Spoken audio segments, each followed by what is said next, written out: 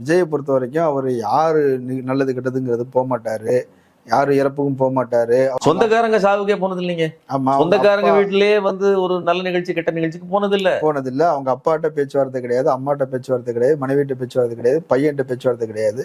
அவர் எல்லா வகையிலும் தனியா தான் இருக்கிறாரு. அது ஒரு இயல்புன்னு தானே சொல்றாங்க. அதாவது நீங்க தனியா இருந்தீங்க, நீங்க எப்படிப்பட்ட இயல்புடையவர்னு சொல்லி ஒரு நடிகருடைய வாழ்க்கையை பெருசா யாரும் கிட்ட மாட்டாங்க, உங்களுடைய பிரைவேசின்னு விட்டுருவாங்க.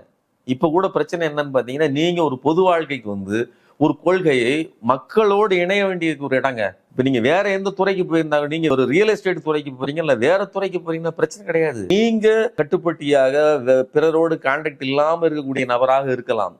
ஆனா மக்கள் அப்படி இல்ல. மக்கள் உங்களோடு ஒட்டி உறவாடுகிற உணர்வுபூர்வமா பிணைஞ்சிருக்கிறாங்க. அவன் திரையில பார்க்கிற விஜய் தான் ஒரிஜினல் நினைச்சிட்டு இருக்கிறான். அவரை நீங்க ஏமாத்தக்கூடாது. அப்போ நீங்க ஒரு ஆட்சி அமைக்கிறதுக்கு வந்து நிற்கும் போது எப்படிப்பட்ட வாழ்க்கை இருக்குது அப்படிங்கிற நம்ம கேள்வி கேட்போம் இல்லையா? உங்ககிட்ட இருந்த நிர்வாகிகளின் நிலை என்னன்னு கேள்வி கேட்போம் இல்லையா? உயிருக்கு போராடிக்கிட்டு இருக்கிற உங்களுடைய தலைமை கழக நிர்வாகி, கடந்த கால நிர்வாகி இன்னைக்கு கஷ்டப்பட்டுக்கிட்டு இருக்கிறாரு. ஒரு கரிசனத்தோட நீங்கள் போய் பார்த்தீங்களா? பார்க்க தான் வேண்டாங்க, நீங்க பார்க்க தான் செய்யல.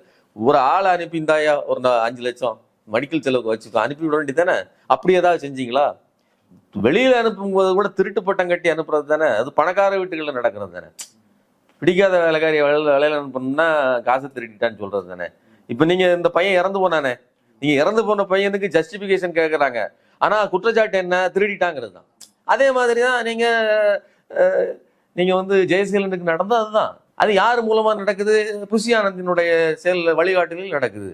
அது நடக்கிறது கூட இல்லை. அதுக்கு எதிராக செயல்படுறது பேச வர்றாருன்னா அவர் மூஞ்சில எச்சு துப்புறதுக்கு போல பேப்பர்ல எச்சு துப்பி அவரை அசிங்கப்படுத்துறீங்கன்னா எந்த அளவிற்கு ஜனநாயகம்ங்கிறது படத்துல மட்டும்தான் இருக்கு.